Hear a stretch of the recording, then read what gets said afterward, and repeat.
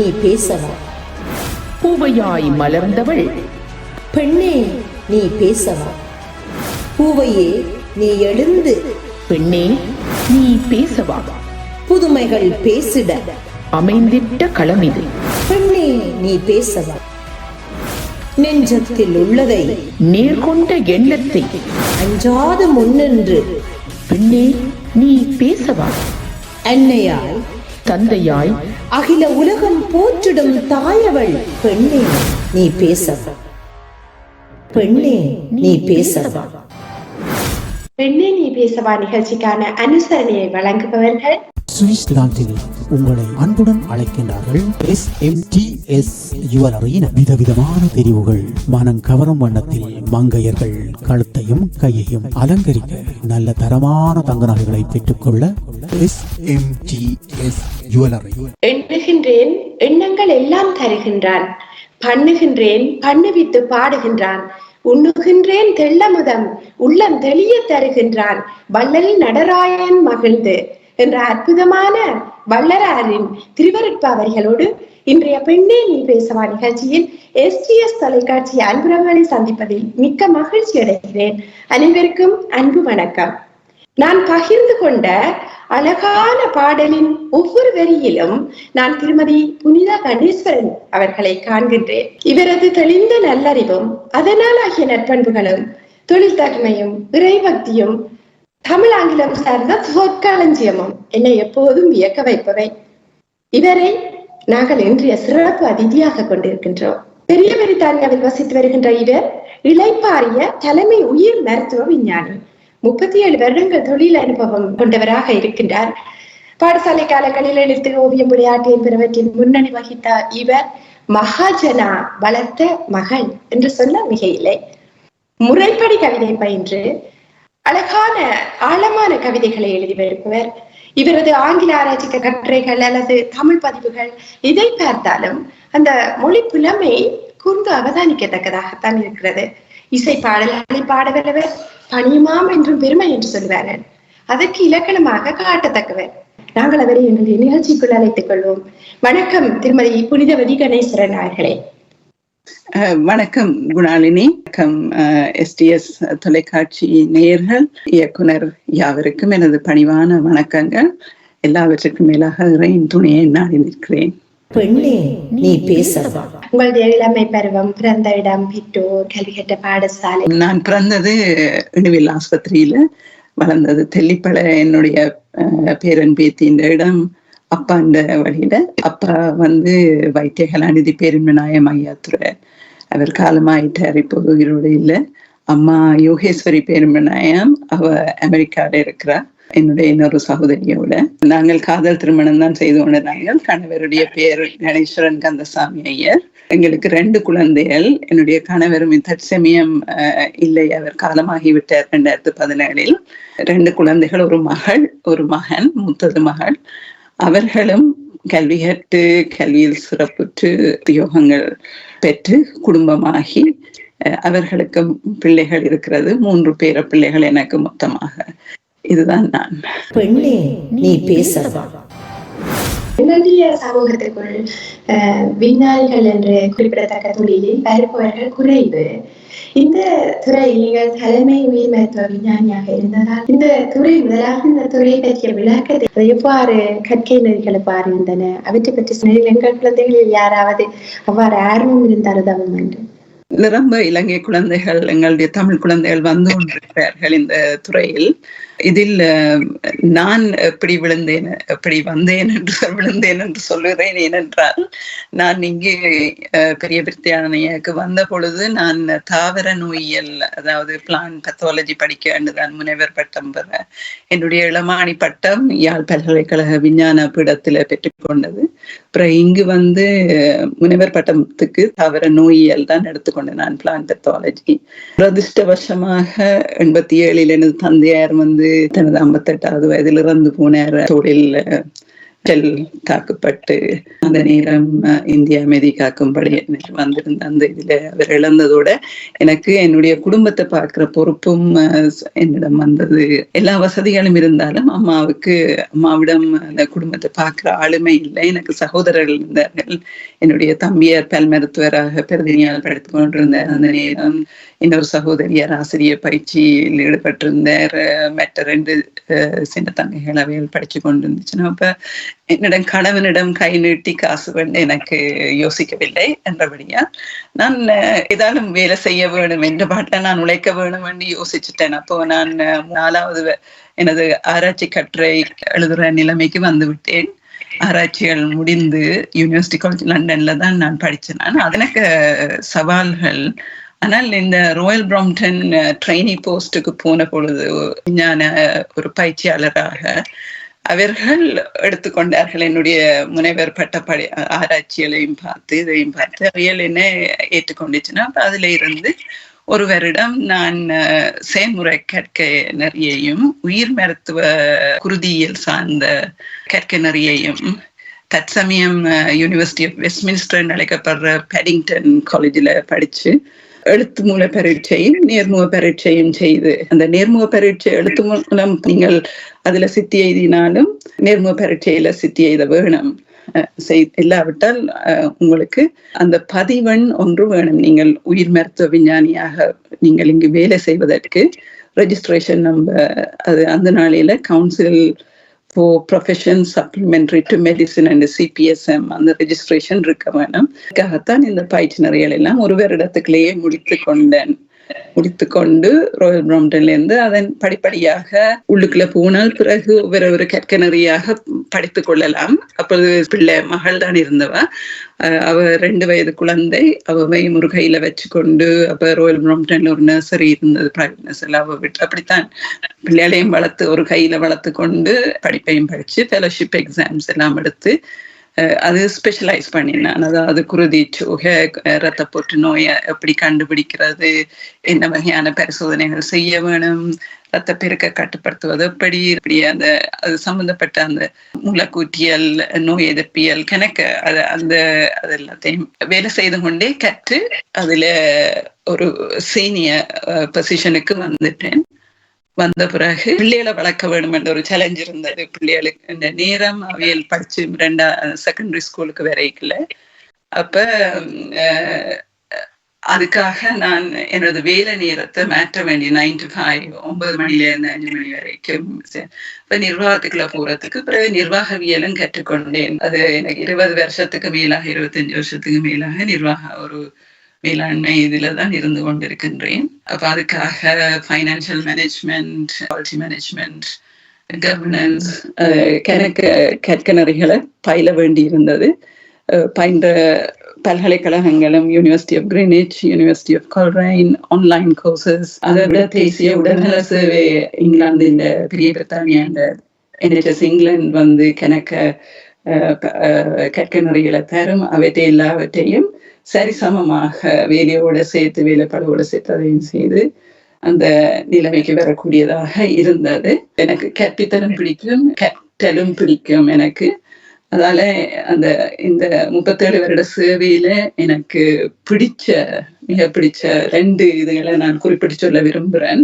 ஒண்ணு வந்து 6 வைத்தியசாலைகளை நிர்வகிச்ச நான். 6 வைத்தியசாலை மருத்துவ ஆய்வுகூடங்கள், அதாவது ஒரு வைத்தியசாலைக்கு 3 வீதம் 18 ஆய்வுகூடங்களை நிர்வகிக்க வேண்டிய பொறுப்பு இருந்ததா. அதோட அவற்றை கணினியால தொடர்புபடுத்த வேணும். அது வந்து இப்ப எங்களுடைய தலைமுறையில நாங்கள் கற்காம விட்டோம் என்றால் அப்ப அதுகளை தலைமை தாங்கிக்கலையும் எங்களுக்கு எங்க பிள்ளை இருக்குன்னு தெரியாது. அப்ப அந்த கணினியை கூட பிறகு நெட்வொர்க்கிங், அந்த நொடியூல்ஸ், அதுகள் எல்லாமே வேலையில இருந்தபடியே படித்து எடுத்தது.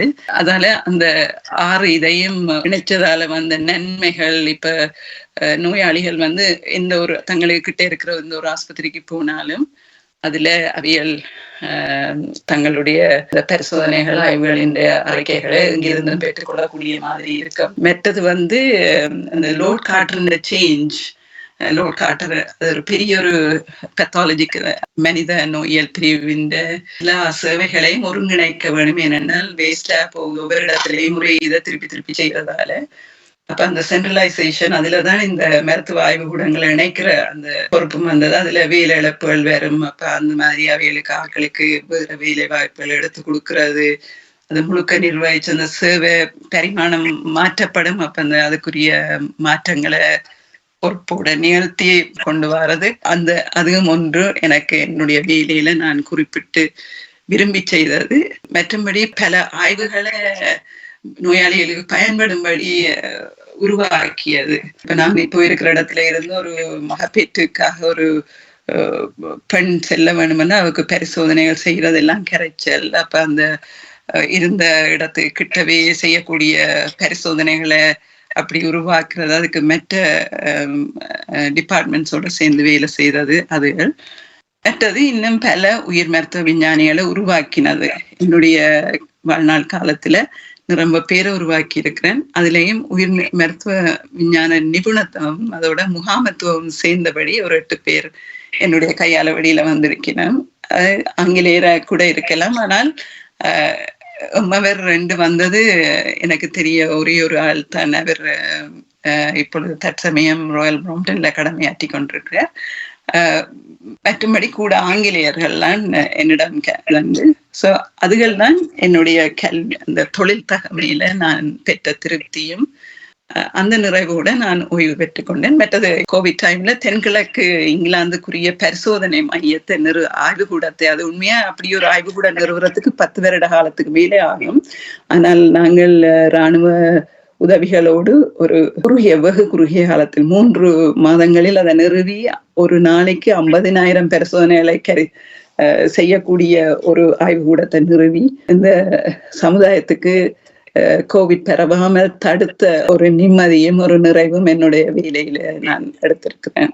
அந்த நிறைவோடு நான் இப்ப ஓய்வு பெற்றுட்டேன். ஓய்வு பெற்ற வயது இல்லை, ஆனால் நான் வேறு இதுகளும் எனக்கு இருக்கிறபடியால் அஸ்பிரேஷன்ஸ் வேறு இதில் செய்ய வேண்டும். ஓய்வு பெண்ணே நீ பேசவா? அடைப்பாளியாக உங்களுடைய பரிமாணங்களை நான் கவிதை எழுதுவதாகவோ அல்லது கட்டுரைகள் எழுதுவதாக சொற்களஞ்சியத்தை எவ்வாறு பெற்றுக் கொண்டீர்கள்? சொற்களஞ்சியம் உண்மையா சூழல் தான். சூழல் எனக்கு வடிவாக அமைந்தது. என்னுடைய அப்பாச்சி கதை சொல்லுவா. அப்ப அவ சொல்லிக்கல இந்த இதுகளை பொறுக்கிக் கொள்வேன். மற்றது இந்த தாத்தா புராண படனங்கள், திருமுறை, அது சைவத்தில இல்லாத தமிழ், திருமுறையில இல்லாத தமிழ் வேறு எங்கேயும் இருக்கிறீர்கள். அதாலதான் தமிழ் சொற்களஞ்சியங்கள் எனக்கு சேர்ந்தது. மற்றும்படி நான் வாசிப்பதும் கூட. அதை விட ஆங்கிலத்தை பொறுத்தவரையும் எனது தாத்தா தான், என்னுடைய அப்பாவின் அப்பா திருவாளர் ஐயாத்துரை கதிரிப்பிள்ளை அவர்கள். அவர் ஒரு ஆடிட்டர். ரெண்டாலும் அவர் கூட தமிழ் அதே ஈக்குவலண்டா அவருக்கு இங்கிலீஷ் எதுவும் இருந்தது. முழுக்க இங்கிலீஷ் புத்தகங்கள் வாசிக்க சிறு வயது, ஒரு 6 வயதுல இருந்தே சின்ன சின்ன கட்டுரைகள் எழுதி மிரமைன கிளப் என்று இருந்தது இலங்கையில, அதுக்கு அனுப்புறது. அப்படியான ஆர்வம் தான் அது. அப்ப வாசிப்பும் தேடலும் கற்றலும் சூழலும் மூன்றும் என்னை உருவாக்கினது. மகாஜனாவும் அதுல பெரிய பங்கு பெற்றினது. பெண்ணே நீ பேசவா? பைந்தமிழ் சோலை, அங்கு நீங்கள் கற்றதும் பெற்றதும் என்ன? பைந்தமிழ் சோலை என்பது ஒரு முகநூல் மரபு கவிதை பயிற்றுவிக்கும் ஒரு இணைய குழு ஒன்று என்று சொல்லலாம். அது பாவலர் வரதராசனால தொடக்கப்பட்டது. நான் 2014ஆம் ஆண்டு மரபிலக்கணம் கற்க வேணும் என்ற ஒரு கவிதைகளின் மரபிலக்கணம். ஏனென்றால் பழைய தமிழ், சங்க தமிழ் தொடக்கம், திருமுறை தமிழ் எல்லாம் அதுக்கு ஒரு கணித ஒழுங்குமுறை இருக்குது. வெண்பா எழுதுறேன், கலிப்பா, கலித்துறை, கட்டளை கலித்துறை என்று ஒரு 64 வகையான பாடல்கள் இருக்கின்றன. அந்த என்னவாறு அந்த ஒழுங்கு அமைகிறது என்றது அறியாவலா இருந்து கற்று பெற்றது பைந்தமிழ் செம்மல் என்ற ஒரு தகமையும், அதோட நல்ல அரிய தமிழறிஞர்கள் நட்பு, நிரம்ப தமிழறிஞர்கள், பேராசிரியர்கள், கஸ்தூரி ராஜா, ஷியாம்லா ராஜசேகர், ரவி சுப்பிரமணியம் என்ற அட்வொகேட், அவர் சுப்பிரமணிய பாரதியின் இதை கொண்டு நடத்துகிற வானவில் மையம். அப்படி பெற்றது அந்த நட்புகள், அந்த தகமையும். பெண்ணே நீ பேசவா? உங்களது இறைபக்தியும் திமாக்கம், இதுல ஈடுபாடு உங்களுக்கு எப்படி வந்தது? சின்ன வயதுல நான் வளர்ந்த சூழல் எல்லாரும் சைவ சமய ஆக்கள். அதுல கடுமையான சைவத்தை கடைப்பிடிக்கிறவர்கள். மரக்கறி உணவு, கோவிலுக்கு வெள்ளிக்கிழமைகளில் கட்டாயம் தினந்தோறும் கோவிலுக்கு பாலும் பழமும் எங்களுடைய வீட்டிலிருந்து போய்கொண்டிருக்கு. முருகன் கோயில் பக்கத்துல இருந்தது. அதை விட துர்க்கியம்மன் கோயில், மாவட்டபுரம் எல்லாவற்றுக்கும் தந்தையார், பேரன் பேத்தி, தாயார் அவர்களுடன் சென்று அது ஒரு ஆரம்பத்துல அது அப்போ ஒரு ஒழுங்கையும் எங்கள்ல கொண்டு வந்தா 6 மணிக்கு நாங்கள் அதுல இருக்க வேணும். தாத்தாக்கு முன்னால இருந்து சாமி அறையில அந்த திண்ணையில 2 பக்கம் இருந்து எல்லாரும் சௌராணம் பாடுறது. அது எனக்கு ஒரு ஒழுங்கமைப்பை கொண்டு வந்தது. பிறகு நான் வளர்ந்து வரும் போது நான் ஒரு ஒழுக்கத்தோட, ஒரு ஒருங்கிசைவோட, ஏகாக்கிர சிந்தையோட கடமையாற்றுறதுக்கு, மன அழுத்தங்களை தவிர்க்கிறதுக்கு அது ஒரு துணையாக எப்பவும் என்னோட பயணிச்சு கொண்டிருக்கிறது. கடவுள் இருக்கிறாரா இல்லையா என்பது பிரச்சனை இல்லை. கடவுள் நம்பிக்கை ஒரு வசதி. ஏனெனில் செய்ய முடியாத எல்லா காரியங்களையும் மனுஷர்கள் கடவுளின் என்ற ஒரு பெயரை வைத்துக் கொண்டு செய்து விடுகிறார்கள். பெண்ணே நீ பேசவா? உங்களுடைய இறை பக்தியும் உங்களுடைய உயிரியல் விஞ்ஞானமாகட்டும் இரண்டும் எந்த புள்ளியில் சந்திக்கின்றன? இங்கிலீஷ்ல சொல்லுவேன்னா நாலேஜ் இஸ் லிமிட். அறிவு ஒரு எல்லைக்குட்பட்டது. நாங்கள் இன்னும் அறிய வேண்டியது எவ்வளவோ இருக்குது. அப்ப இறையண்டு நாங்கள் சைவ சமயத்துல சொல்றது அல்லது எந்த ஒரு சமயத்திலையும் ஒரு பேராற்றல், அது ஒரு கிரேட் ஃபோர்ஸ், ஒரு கிரேட் எனர்ஜி. அப்ப விஞ்ஞானத்தின்படி எடுத்து பார்த்து கொண்டு போனாலும் எங்களை எந்த ஒரு உயிரினத்தையும் அக்குவேறு ஆணிவேறையா பிரிச்சு கொண்டு போய்க்க ஒரு லெகோ பீசஸ் மாதிரின்னு சொல்லுங்க பிரிச்சு கொண்டு வரைக்கல எல்லாம் ஒரு மூலக்கூறுகள்ல வரும். மூலக்கூறுகளை பிரிச்சு கொண்டு போக அணு வரும். அதெல்லாம் இப்ப செய்த 2012 சுவிட்சர்லாந்துல நடந்தது. அப்ப அணுவையும் தோளாக்கி பார்த்து கொண்டு போய் அப்ப அந்த அணு இயங்குறது என்னென்னும் வெறும் மூலக்கூறுக்கும் அந்த இயங்குற ஆற்றல் வருது. ஹிக்ஸ் போசோன் அந்த மூலக்கூற்றுக்கும் அங்கே இருந்த அந்த ஆற்றல் தண்ணில integral energy and integral force என்று சொல்லினேன். But how does it happen? அப்ப விஞ்ஞானத்துக்கு பகுக்கவும் முடியுது, தொகுக்க முடியுது இல்லை. அந்த அணுக்களை வச்சுக்கொண்டு ஒரு ஹியூமனை இட் கான்ட் ஃபார்ம் யெட். ஒரு கொஞ்சம் இதுகளை செய்யக்கூடியதா இருக்குதுங்கிறாரு. மற்றது அதுல சித்தாந்தம் படிக்கல ரொம்ப தெரிய வரும். இப்ப கனவு நிலையல், நனவு நிலையல் என்று சொல்லி போகல விஞ்ஞானம் ஒரு அளவுக்கு மிஞ்சி அங்கால போகலாது. அந்த சப்கான்ஷியஸ் மைண்ட், அந்த அதுல இன்ட்யூட்டிவ், அந்த உள்ளூர உணர்றதுன்னு நாங்கள் தமிழ்ல சொல்லுவோம். அந்த உணர்வு என்னன்றது வேற இது. அது இங்க அது என்னன்னு மெஷர் பண்றது என்னன்னா விஞ்ஞானம் எல்லாம் பௌதீக சம்பந்தப்பட்டது. அதாவது it has to have a physical body. அப்ப எங்க இணைகிற புள்ளி அந்த பேராற்றல் என்றதை ரெண்டும் ஒத்துக்கொண்டிருக்குது. அப்ப சைவமோ எந்த ஒரு சமயமோ சொல்ற அந்த பேராற்றல் என்றதை அந்த லாங்குவேஜ் தான் டிஃப்ரெண்ட். அது அந்த அறிவு வந்துட்டுதுன்றால் எங்களுக்கு அந்த பிரபஞ்சம்னு சொல்லி நம்ம இந்த நாஸ்தியர்கள் universe it is natural probability theory.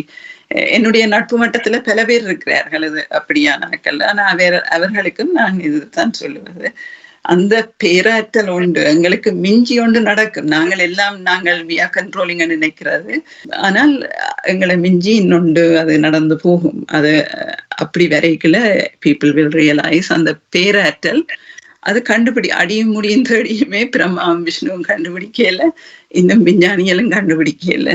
So அதுலதான் அந்த இணைகிற புள்ளி. அதை தேடினா இனி வார வாழ்க்கை அந்த தேடல்ல தான் போகும். பெண்ணே நீ பேசவா? முதல் நீங்கள் வாழ்ந்த வாழ்வு, தொழில் ரீதியாக குடும்ப ரீதியாக எல்லாம் சேர்த்து அந்த வாழ்வு எவ்வாறு உங்களுடைய ஓய்வுக்கு பிறகு உங்களை வழிகாட்டி செல்லுது? ஓய்வு பெற முன்னம் அனுபவப்பட்ட பொறுப்புகள், அழுத்தங்கள், நேர முகாமத்துவம், வேலை, மற்றது செய்யற காரியம் எல்லாம் கண்ணுக்குள்ள எண்ணெய் ஊற்றி கொண்டிருக்க வேணும். அதோட ஆங்கிலத்துல சொல்லிடணும் keeping the fingers on the pulse. அதாவது என்ன நடக்குது என்னென்றால் ஒரு இதில் 6-7 மருத்துவமனைகள், அதோட சார்பான ஆய்வுகூடங்களுக்கு பிரைமரி கேர், அதாவது ஜிபி அவர்கள்ட்ட இருந்து வரும், ஹாஸ்பிட்டல் கேர்ல இருந்து வரும், மெட்ட ஸ்கூல்ஸ், பிரிசன்ஸ், கேர் ஹோம்ஸ். அப்ப அதுகள் எல்லாத்தையும் அதை விட நாங்கள் அந்த பிரைவேட் இதெல்லாம் செய்யற நாங்கள். அப்ப அதுகள் எல்லாத்தையும் ஒரு 24 மணித்தியாலமும் அந்த அழுத்தம் கொண்டிருந்தது. நேரம் ஆழ்த்தத்தாலையும் என்னுடைய பழக்க வழக்கங்களாலையும் நான் அதை இன்று வரைக்கும் அது என்னை பாதிக்கவும் இல்லை. கன பேர் இருதய நோய் அப்படி எல்லாம் என்னுடைய நண்பர்கள், என்னுடைய ஒர்க் கலீக்ஸ் அஃபெக்டட் வெள்ளன போனாக்களும் இருக்கிறோம், இறந்து போனவர்களும் இருக்கிறார்கள். ஆனால் இட்டவரை ஒரு குறைவும் இல்லாமல் நிறைவாக அதை அந்த நேர முகாமைத்துவத்தோட நான் 4 மணித்தியான் தான் நித்திர கொள்றது. இன்னும் ஒரு 9 நாளையில எனக்கு 63 வயது தொடங்க போகுது. அந்த நேர முகாமைத்துவமும் நித்திர கொள்ற நேரமும் எனக்கு மாற இல்லை. நான் அந்த நேர முகாமைத்துவம் முதலே என்ன தயார்படுத்துறது எல்லாம் செய்யறது. நான் தொலைக்காட்சி பார்க்கறது வேலை குறைவு. என்னுடைய நேரங்கள் இப்பொழுது அந்த மெய்கண்ட சாஸ்திரங்கள் என்று சொல்லி பொய்ய நீக்கி மெய்கண்ட சாஸ்திரங்கள் 18 இருக்குது. அந்த 18ல சிறிதையாவது படித்திட வேணும் என்ற ஆவல்ல 5-6 ஒருமிக்க படிச்சு கொண்டு வரேன். 100 செய்யுள் அதே என்னை ஒக்கிப்பாய் பண்ணி கொண்டிருக்குது. மற்றது என்னுடைய பேர பிள்ளைகளுக்கும் இந்த வாழ்வியல் நான் கெட்டதுகள் வாழ்க்கையில கெட்டதுகள் அவியலுக்கு ஒரு படிமுறைய எப்படி அவியல் அந்த வாழ்க்கையில அவியல் எல்லாம் சின்ன பிள்ளைகள் தான் 7 வயது 5 வயது 4 வயது. ஆனால் அவர்களுக்கு மெல்ல மெல்லமாக என்னன்னா பெற்றோருக்கு இப்ப நேரம் இல்லை. எனக்கு விளங்கு நானும் பெற்றோர இருந்து வந்ததால அப்ப அவியலுக்கு நான் என்ன செய்யலாம் என்றத அவியலோட நேரம் செலவழிக்கிறதுலையும் போகுது. தவிர என்னுடைய உறவினர்கள் பயணங்கள் என்று அப்படியே ஒரு பகுத்து வைத்திருக்கிறேன். அதனால 24 மணித்தியெல்லாம் சில நேரம் பற்றாமல் போய்விடும். பெண்ணே நீ பேசவா. இந்த இளம் பருவத்திலேயே இப்ப போதைப் பொருள் பாவனை மற்றது தகாத நடத்தை கோலங்கள் அப்படி எல்லாம் நாங்க அவதானிக்கிறோம். அதில் பெண்கள் எவ்வாறு 11 வயது பிள்ளைகளின் சிந்தனை கோலங்கள்ல மாற்றங்களை ஏற்படுத்தலாம்? நாங்க 11 வயதுன்னு சொல்லி அந்த எல்லாத்துக்கும் வெயிட் பண்ணக்கூடாது. ஒரு பெண் தான் தாயாக போகிறாள் என்ற உடனே அதற்குரிய பிள்ளை வளர்ப்பு ஒவ்வொரு பருவத்திலையும் எப்படி அந்த பிள்ளை வளர்ந்து கொண்டு வரப்போறது அதற்குரிய வளர்ச்சி நிலைகளை பற்றி ஓரளவுக்கு அறிவிருக்க வேணும். போது அந்த கூட விளக்கமாக அவர்களுக்கு விளங்கும் ஏன் அந்த பிள்ளை அப்படி நடந்து கொண்டு போகிறது 11 வயதில் என்று. 11 வயது இல்லை என்று அவர்கள் உடம்பால் வளர்ந்து விட்டாலும் அவருடைய மூளை வளர்றே இல்லை. இப்ப நாங்கள் டெசிஷன் மேக்கிங் அதாவது ஒவ்வொரு முடிவெடுக்கிறதுகள் எல்லாம் ப்ரீஃப்ரான்டல் கோர்டெக்ஸ் என்று எங்களுடைய மூளையின் முன்பகுதி. அந்த முன்பகுதிக்கு பின்பகுதியிலிருந்து செய்திகள் வர்றதுக்கு அந்த செய்திகள் இழக்கப்படாமல் வர்றதுக்கு மயலின் கவர் அது ஒவ்வொரு நரம்பை சுற்றியும் அமைகிறது. அது முழுதாக ஃபார்ம் பண்ணப்பட்டிருக்காது அந்த 11 வயது தொடங்கிக்கல. அப்ப அதை காம்பன்சேட் பண்றதுக்கு எங்களுடைய அமெக்டலான்னு சொல்லி ஒரு பகுதி இருக்கு மூளையில. அந்த பகுதி தான் வேலை செய்யும் அவர்களுக்கு இந்த 11 வயதுனா. அப்ப அவையில் என்னென்றால் அவையின் டெசிஷன் மேக்கிங் எல்லாம் அந்த எடுத்தேன் கவிழ்த்தேன் தான் அவையெல்லாம் செய்வினம். மெட்டது கோபம் மாறது கேரண ஹேரியம் அந்த ரீசன் அவுட் பண்ண தெரியாது. அப்ப தாய்மேர் சகோதரி மேர் என்னன்னா தாய்மை என்று பெண்களுக்கு இயற்கையாகவே ஒரு அந்த தாய்மையோட சேர்ந்த ஒரு கருணை இருக்குது. அதாவது ஒரு நிபந்தனையற்ற அன்பு காட்டுற தன்மை அந்த கருணை என்றது. அந்த கருணையில இருந்து ஒரு பொறுமையும் அந்த தாய்மையோட சேருது. அப்ப பெண்கள்லாம் அந்த அவைந்த அப்படியான நடத்த மாற்றங்கள் அந்த நடத்த மாற்றங்கள் ஏன் வருதுன்னு சொன்னா குடும்பத்தை விட்டவே விலகி கொண்டு போய்க்கலதான். அப்ப இந்த குடும்பத்தோட ஏன் சேர மாட்டேன் நீனம் இங்க இருக்கிற பிள்ளைகளுக்கு கூட இப்ப இந்த நாட்டுல இருக்கிற பிள்ளைகளுக்கு ஒரு கலாச்சார சாண்ட்விச் 2 இடைக்குல எங்கட கலாச்சாரம் மேல்நாட்டு கலாச்சாரம் எதை ஃபாலோ பண்றேன்னு ஒரு கன்ஃபியூஷன். அப்ப அதுகளெல்லாம் நாங்கள் பெற்றோரான நாங்கள்லாம் அதுகளுக்கு தெளிவாது பொம்பளை என்னன்னா ஆம்பளை என்னன்னு மெட்டது ஒரு ஃபோக்கஸிங் மைண்ட் ஃபோக்கஸிங். இப்ப அதுக்குத்தான அந்த இறை வழிபாடு கூட அவைகளுக்கு இறை வழிபாடு விருப்பம் இல்லைன்னா ஒரு இடத்துல கொஞ்ச நேரம் இருந்து ஒரு ரீடிங்கோ ஒரு பெயிண்டிங்கோ அந்த மைண்ட்ஃபுல்னஸ் சொல்றது அதை சின்னல இருந்தே அதை ஊக்குவிக்க வேணும். அப்போ ஒரு இடத்துல இருக்கிறதுக்கு அதை ஃபோக்கஸ் பண்ணி அது ஒரு என் ப்ராடக்ட். அப்ப அந்த அவையில சிந்திக்கிற தன்மையை கூட வளர்த்து விடுறது. மற்றது பேச்சு நெடுக கம்யூனிகேட் பண்ணிக்கொண்டே அவைகள் பேசாத பொருளை கூட அம்மான்னு சொல்லியோ அக்கான்னு சொல்லியோ தங்கச்சின்னு சொல்லியோ கதைக்கக்கூடியதா இருக்க வேணும். எனக்கு நான் இப்படி பிழை விட்டுட்டேன். நம்ம பிழைய விட்டாலும் அவைகளோட நோகாமல் அவைகளோட அன்ப பேசி அப்ப அவையில அதை விளங்க வைக்க வேணும். இப்படி செய்திருந்தால் இது இந்த கன்சீக்வன்ஸ், இந்த விளைவு இது, அது இல்லாட்டில் இப்படியா இருந்திருக்கலாம் என்று அவைஇந்த மற்றது எங்களுடைய இதுகளை பிள்ளைகளை திணிக்க கூடாது, எங்களுடைய விருப்பு வெறுப்புகளை பிள்ளைகளை திணிக்க கூடாது. அப்ப அப்படி ஒரு சேர்ந்து நடந்து கொண்டு வரைக்கல பிள்ளைகள் இப்படி போத பொருள் போறது வேலை குறைவு. நீங்கள் குடும்பங்களை பார்த்தீங்கன்னா அப்படி ஒரு அன்பான குடும்பமே ஆக்குறதும் அடிக்கிறதும் எல்லாம் சக்தியின் கையில தான் இருக்குது. பெண்ணின் கையில ஆனபடியத்தான் அந்த பெண்ணின் வைபாகம் முக்கியம். அதுவும் ஆசிரியர்களாக இந்த தொழில் நிறுவனங்கள்ல கூட நான் மேலாண்மை அதிகாரியா இருந்தாலும் நான் எல்லாரையும் அவருடைய வெல்ஃபேரையும் பார்த்து கொள்றது. அப்படி பார்த்து கொள்ளைகளை பெண்களை பற்றி நான் கூடவே கவனிச்சு கொள்றேன். தற்பாதுகாப்பு அதுகளெல்லாம் சின்ன பிள்ளையில இருந்தே ஆண் பெண் என்ற வேறுபாடு இல்லாமல் அவர்களுக்கு சொல்லிக் கொடுத்து ஒரு கான்பிடன்ஸ், ஒரு தன்னம்பிக்கையோட வளர்த்து விட்டால் அந்த பிள்ளைகள் அந்த இதுகளை நாடி போகாது. ஆனா நாங்கள் அதை விட்டுட்டு நாங்களும் டெலிவிஷனை பார்த்து இந்த கூடாத நாடகங்களையும் பார்த்து அதுதான் லைஃப் என்று அப்படியே இருந்தோம் என்றால் அந்த பிள்ளைகளும் they have a natural tendency, அவையிலும் அப்படியே தான் போயிட வேண்டும் என்றதுதான் என்னுடைய விளக்கம். அதனால பெண்கள் ஒரு பொம்பளைய படிப்பிச்சால் என்னுடைய அப்பாச்சி சொல்லுவா 7 தலைமுறைக்கு அந்த கல்வி போகும் என்று சொல்லி, ஒரு ஆம்பளைய படிப்பிச்சு விட்டா அது சில நேரம் சேரம் போகும் என்ற வழியால் பொம்பளை எல்லாம் அதுல முக்கிய வாய்வாக வகிக்கணும் என்பது என்னுடைய கருத்து. நல்ல ஒரு அழகான நல்ல விரிவான கருத்து. பெண்ணே நீ பேசவா? நீங்க பயணங்களையும் ஆர்வம் உள்ளவர், உங்களுக்கு விருப்பமான பயணங்களின் பங்கு என்னவாக இருக்கிறது? ஏறத்தாழ எல்லா கண்டங்களுக்கும் போயிருக்கிறேன், வட துருவத்தையும் தென் துருவத்தையும் விட. 2017 முன்னர் எனது கணவருடன் நிரம்ப இடங்களுக்கு ஐரோப்பா, தென்கிழக்கு ஆசியா போன்ற நாடுகளுக்கு சென்றிருக்கிறோம்.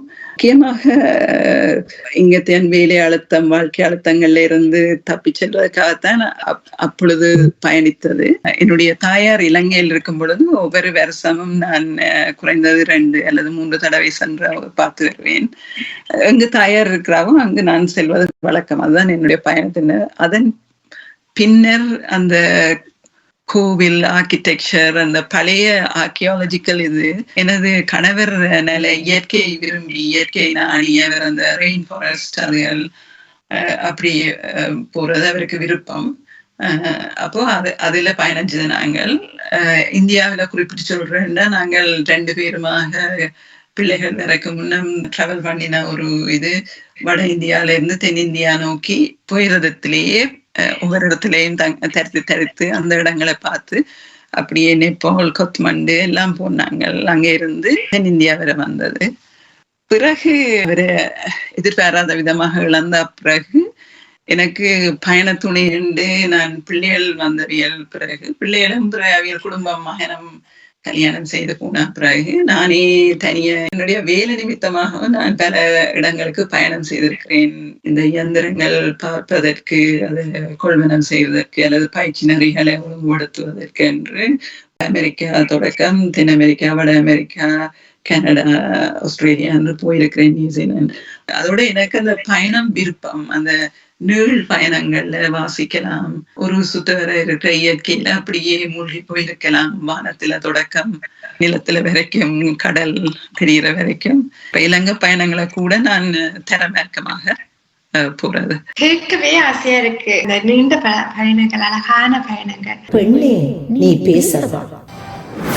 இந்த பெண்ணே நீ பேசவா நிகழ்ச்சியை பற்றி உங்களுடைய கருத்து என்ன? நிரம்ப பெண் ஆளுமைகளை கொண்டு நீங்கள் வெளி உலகுக்கு அவர்களுடைய திறன்களை, அதாவது அவ்வின்ற பாட்டுண்டு எல்லோருக்கும் ஒவ்வொன்று எளிது என்று சொல்லி, வான்குருவிக்கு கூடு வெள்ளருக்கு தொல்லையான எல்லோருக்கும் ஒவ்வொன்று எளிது என்று ஒவ்வொரு பெண்மணியிலையும் ஒவ்வொரு திறமை இருக்கின்றத அழகாக குணாலினி உங்களோட மெல்லிய அந்த ஒரு சூதிங் வாய்ஸ்ல எல்லாரையும் கொண்டு காட்டி அது கேட்கவும் நல்ல ஆசையா விருப்பமாக இருக்கும்.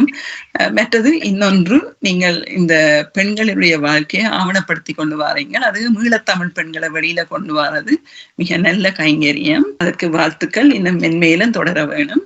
அதை தவிரவும் எனக்கும் இப்படி ஒரு சந்தர்ப்பத்தை என்னையும் ஒரு ஆளா கருதி கூப்பிட்டதுக்கு மிக்க நன்றி. தேவராசா அவர்களுக்கும் உங்களுக்கும் STS தொலைக்காட்சியின் இயக்குநர்களுக்கும் எனது பணிவன்பான நன்றி. மிக நன்றி. உங்களுடைய அடுத்த பிறந்த நாள் வருவதாக சொல்லியிருந்தீர்கள். எங்களுடைய மனப்பூர்வமான நல்வாழ்த்துக்களை அதற்கு தெரிவித்துக் கொண்டு மிகுந்த நிறைவான ஒரு நேர்காணலாக இருந்தது. நன்றி. நாங்கள் அடுத்த வாரம் இன்னும் ஒரு மகத்தான ஆளுமையோடு சந்திக்கும் வரை அன்பு வணக்கம் கூறி விடைபெற்றுக் கொள்கிறேன். நன்றி, வணக்கம். பெண்ணே நீ பேசவா நிகழ்ச்சிக்கான அனுசரணையை வழங்கியவர்கள் SMTS ஜுவல்லரியின் விதவிதமான தெரிவுகள், மனம் கவரும் வண்ணத்தில் மங்கையர்கள் கழுத்தையும் கையையும் அலங்கரிக்க நல்ல தரமான தங்க நகைகளை பெற்றுக்கொள்ள SMTS ஜுவல்லரி. பெண்ணே நீ பேசவா, பூவையாய் மலர்ந்தவள், பெண்ணே நீ பேசவா, பூவையே நீ எழுந்து, பெண்ணே நீ பேசவா, புதுமைகள் பேசிட அமைந்திட்ட களமிது, பெண்ணே நீ பேசவா, நெஞ்சத்தில் உள்ளதை நேர்கொண்ட எண்ணத்தை அஞ்சாது முன்னின்று, பெண்ணே நீ பேசவா, அன்னையாய் தந்தையாய் அகில உலகம் போற்றிடும் தாயவள், பெண்ணே நீ பேசவா, பெண்ணே நீ பேசவா.